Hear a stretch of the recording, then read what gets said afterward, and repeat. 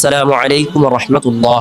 প্রিয় ভাই ও বোনেরা, আজকের বিষয়টি অত্যন্ত ভয়ঙ্কর। আমরা অনেকেই না বুঝেই অন্যের হক নষ্ট করি, কারো টাকা নিয়ে ফেরত দেই না। কারো সম্পদ আত্মসাৎ করি, কিন্তু আপনি কি জানেন এর পরিণতি কত ভয়াবহ?